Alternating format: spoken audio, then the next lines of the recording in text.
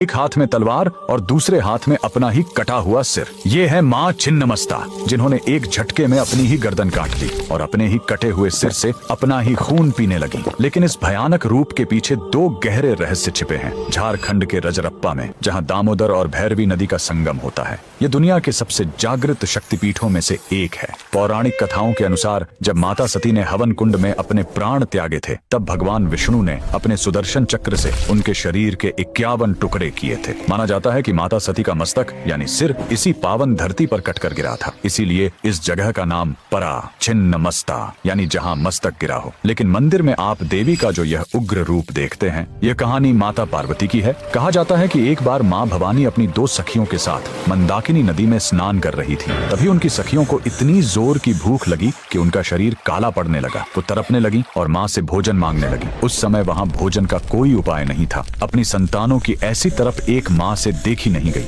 उन्होंने अपनी खड्ग उठाई और एक ही झटके में अपना ही सिर धड़ से अलग कर दिया। कहा जाता है कि उनके धड़ से खून की 3 धाराएं निकलीं। 2 धाराएं उनकी सखियों के मुंह में गईं और तीसरी धारा स्वयं देवी के कटे हुए मुख में जाने लगी। इस तरह उस माँ ने अपना खून पिलाकर अपनी भूखी संतानों की जान बचाई। अब जरा उनके चरणों की ओर देखिए। वो एक खिले हुए कमल के ऊपर खड़ी है और उनके पैरों के नीचे स्वयं कामदेव और उनकी पत्नी रति लेटे हुए हैं। यह दर्शाता है कि माँ छिन्नमस्ता ने काम, वासना और मृत्यु तीनों को अपने पैरों तले दबा रखा है, यानी वो देवी जो इस संसार के मोह और इच्छाओं से परे है। कमेंट में लिखें, जय माता रानी।